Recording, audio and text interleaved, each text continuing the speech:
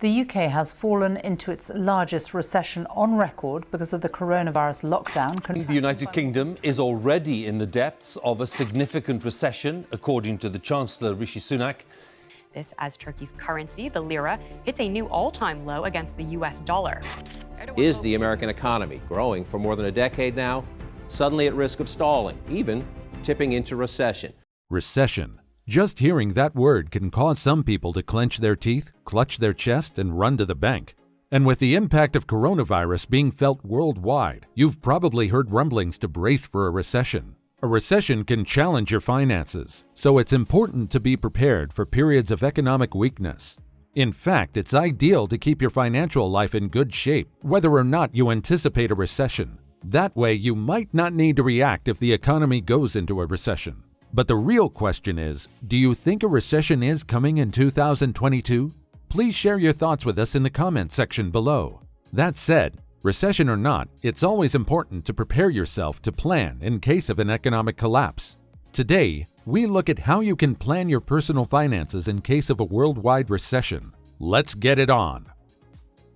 A recession is an economic downturn that occurs over a period of time where unemployment rises and trade and industrial activity decline. While it can vary, a recession typically refers to 6 or more consecutive months of economic decline. This means a country's gross domestic product, GDP, declines for 2 back-to-back quarters, signaling slower or negative economic growth. After an 11-year economic growth period in the U.S., the COVID-19 pandemic recently caused a downturn, sparking fears of a recession. A recession and depression are commonly confused. Think of it this way. A recession is a short-term regional economic downturn, while depression is a more severe long-term regional or global economic downturn. A recession shows an adverse turn in the economy, primarily affecting employment and production. This means the average household income and spending decrease across the country. In a recession, these spending patterns continue in one country for 6 months and up to 3.5 years. In the event of a recession, your family may hold off on making any large purchases, like buying a new car or house. A depression, on the other hand, is a widespread increase in unemployment and a pause in economic activity across a region, and it can even spread globally. This includes a decrease in construction, world trade, and capital movements affecting the business cycle for 3 or more straight years. For instance, the Great Depression lasted almost a decade, with ongoing negative growth across the globe. During that time, many families were unemployed for years on end. All of that's to say, preparing your wallet for harsh economic times is an essential part of your financial health, downturn or not. Here are 7 tips to help make sure your finances are recession-proof, as recommended by experts. Number 1. Pay down debt. It's crucial that you pay down any outstanding debt, more specifically, high-cost debt such as your credit card balance, to create some breathing room in your budget. As the coronavirus has demonstrated, economic downturns can often lead to job loss.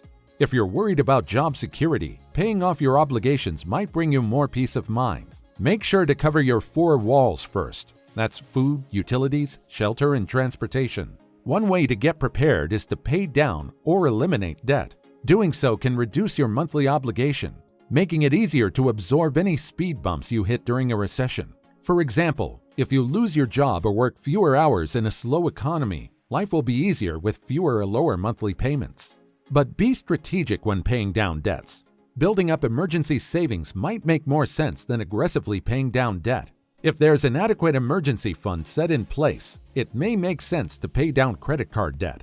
But if you put all of your free cash toward debts, you may be unprepared for surprises, and having a cushion of cash could be valuable in a recession. That said, once your cash flow situation is secure, experts favor prioritizing high-interest rate debt payoff. Number 2. Reassess your budget. It's always wise to monitor your spending, and that's especially important during hard times. Make sure each dollar is accounted for and has a purpose. That's something you can accomplish with a zero-based budget, which promotes intentional spending. When you plan your spending carefully, every dollar of income goes towards a specific expense. For example, you anticipate spending for categories such as housing, food, loan payments, and utilities. But what happens if you earn more than you spend on bills? You add additional categories for saving, emergency fund, retirement savings, vacation fund, and so on. As a result, you're less likely to spend money on luxuries that might prevent you from meeting financial goals. Now is the time to take action on your spending plan. Don't wait until a recession is in progress. By getting proactive, you can free up cash flow to build a rainy day fund. To accomplish that, you may want to hold off on major purchases, cut unnecessary spending, and focus on needs over wants. A rule of thumb for emergency savings is keep 3 to 6 months worth of expenses in cash. But if you want to be even more conservative, or if you expect an extended economic downturn, it could make sense to build a bigger emergency fund. However, if that seems impossible, just start with what you can afford and add to it from there. Number 3. Focus your investments for the long term. Should you change your investment strategy to sidestep potential losses related to a recession? The short answer is no, assuming you have a sound investment strategy designed for the long term. Trying to time the market by selecting recession-friendly investments may be frustrating and risky. You might be better off with a long-term strategy designed for all types of conditions, including recessions. When you use that approach, you don't need to take action in anticipation of recessions because your plan already accounts for the fact that recessions and other events inevitably happen periodically. Recessions actually may be beneficial if you're in your accumulation years. If stock prices fall, systematic contributions and other retirement accounts can buy more shares each month via dollar-cost averaging. Still, recessions can cause suffering for many, so this isn't something to root for. The situation could be different if you're getting ready to retire. In that case, it may make sense to revisit your risk level because significant losses near the beginning of your retirement years can be problematic. If you've been dragging your feet on reducing risk, it could make sense to shift some money from stocks to lower risk investments like bonds if you expect a bumpy economic road ahead. Some people believe Bitcoins could serve as a modern alternative to gold, which held up relatively well compared with the stock market during 2008. But Bitcoin and other cryptocurrencies are extremely volatile, and there's little history to support such predictions. While anything is possible, there's no guarantees that crypto will serve as a hedge against recessionary times. Number 4. Boost emergency savings. Job loss can also make it difficult for people to pay their day-to-day expenses. Beefing up your emergency fund, that is, the pool of cash that you reserve specifically for events like downturns, can make it possible for you to still afford your necessities while you search for a new position. Even if you're paying down debt, it's crucial that you prioritize saving. Focus first on loading up your emergency fund with 1 month's worth of living expenses. After that, pay off your debt and then focus on building up a reserve of 3 to 6 months worth of funds. Everyone needs to have a cash cushion, even when they're attempting to pay off high-interest rate debt. It's imperative because if an emergency arises and you're putting every dollar towards eliminating debt, you have no choice but to go back to credit cards to cover the expense. A high-yield savings account can help you earn more on the money you stash away. Number 5. Identify your risk tolerance. Still, it might not be a bad idea to work with a financial advisor on identifying your risk profile. That includes identifying your risk tolerance, or how much risk you can afford to withstand, and your risk appetite, or the amount of risk you're willing to take on. Risk suitability is also another critical factor, a component that's based on when someone plans on cashing out their investments. If you're going to change your investment strategy at all, let it be based on this. The sooner we expect someone to use the money, that's where they're going to need to be more conservative with their options, high-yield savings accounts and such. On the other end of the spectrum, when you're looking to invest for 8 to 10 years or longer, that's when it tends to be more appropriate to be invested in equities or stocks as a whole. Number 6. Start cutting your living expenses. This is where you can release your inner penny pincher. If you have any expenses that aren't absolutely necessary, now is an excellent time to reduce or eliminate them. Paying off or paying down debts is one of the single best ways to cut living expenses. Once you pay off a debt, it's no longer an expense.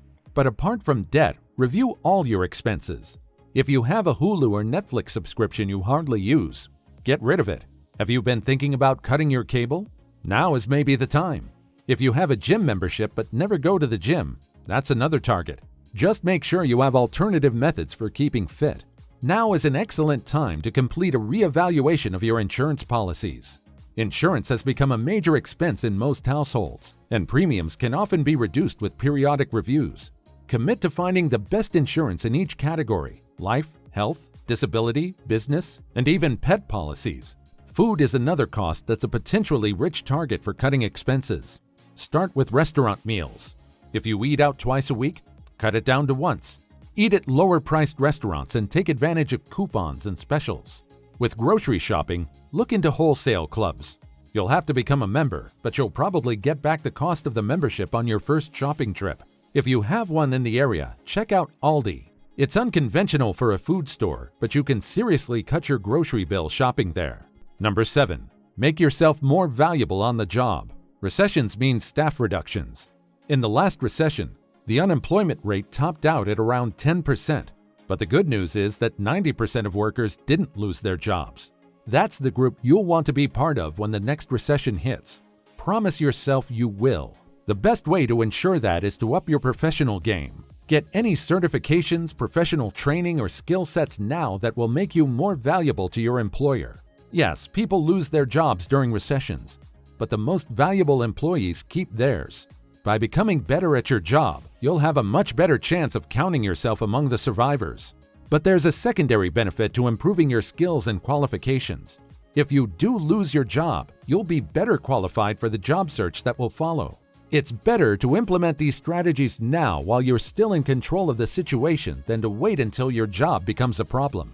Remember, a recession means the economy as a whole has been in a slump for 6 months. And at this point in the game, that hasn't happened yet. But what's happening in your life?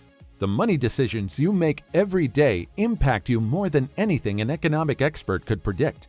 If a recession is coming, this is absolutely not the time to panic. Instead, focus your time, effort, and energy on doing what's needed to thrive, even if the economy does head south. In the end, the next recession will only be temporary. You can decide now to take steps to position yourself to prosper when it ends. That's all on our video about planning your personal finances ahead of a worldwide recession. If you found it helpful, be sure to subscribe to our channel for more of our amazing content. Please give us a like, share the video, and don't forget to turn on the notification bell for timely updates of our latest uploads. We value your feedback. Feel free to share your thoughts with us in the comments section below.